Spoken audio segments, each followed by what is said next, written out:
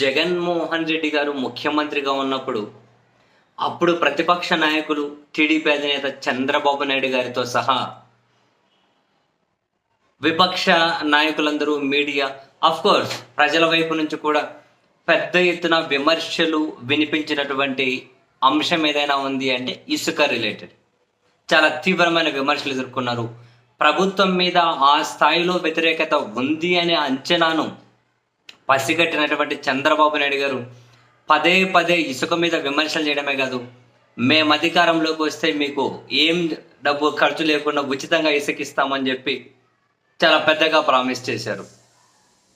సరే, అధికారంలోకి వచ్చారు, ఉచిత ఇసుక అని చెప్పి మాటకు మాత్రమే చెప్పారు, కానీ గ్రౌండ్ లెవెల్లో ఏ ధరకు ఇసుక దక్కుతూ ఉందో, ఏ ధరకు పెట్టి కొనుక్కోవాల్సి ఉంటుందో, ఎలాంటి పరిస్థితులు ఉన్నాయో ఆ ఇసుకతో పని ముడిపడినటువంటి ఏ పౌరుడిని అడిగినా ఆంధ్రప్రదేశ్ పౌరులు ఖచ్చితంగా చెప్తారు. అంటే లేబర్లను అడిగినా, కాంట్రాక్టర్లను అడిగినా చెబుతారు. వాళ్ళు వీళ్ళు ఎందుకు, సాక్షాత్తు తెలుగుదేశం పార్టీకి సంబంధించినటువంటి మంత్రులు, ఎమ్మెల్యేలే అసెంబ్లీలో కూడా చెప్పారు. మనం మొన్న చూసాము, చీరాల ఎమ్మెల్యే కొండయ్య గారు చంద్రబాబు నాయుడు గారి దగ్గర ఇసుక పాలసీ బాగోలేదు అని చెప్పి మాట్లాడితే, నువ్వు ఇసుక పాలసీ చదివావా, చదువు నీకు అర్థమవుతుంది, ఏం బాగోలేదో చెబితే సరి చేస్తామని చెప్పి చంద్రబాబు గారు ఎమ్మెల్యేతో అన్నారు అని చెప్పి మనందరము చూసాం. అండ్ సరే, పాలసీ పరంగా పేపర్లలో ఉండడం ఒక రకం, ఒకవైపు క్షేత్రస్థాయిలో ఏ విధంగా ఎగ్జిక్యూట్ అవుతుంది అనేది మరొకటి. తాజాగా అసెంబ్లీలో కూడా సీనియర్ ఎమ్మెల్యే జ్యోతుల నెహ్రూ గారు అసెంబ్లీలోనే చెప్పారు, ఇసుక పాలసీ బాగోలేదు, చెడ పేరు వస్తుంది ప్రభుత్వానికి అని. సాక్షాత్తు ఆర్థిక శాఖ మంత్రి పయ్యవల కేశవ్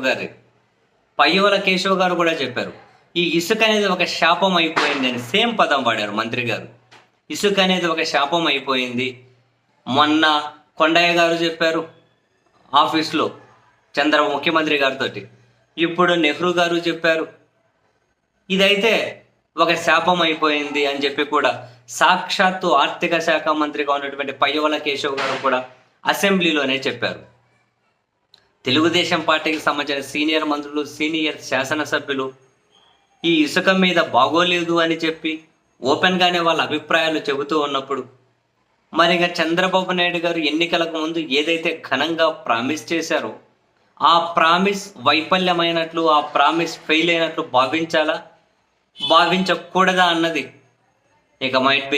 ఇక కూటమి ప్రభుత్వం, ఆ ప్రభుత్వ పెద్దల వాళ్ళకే వదిలేయాలేమో.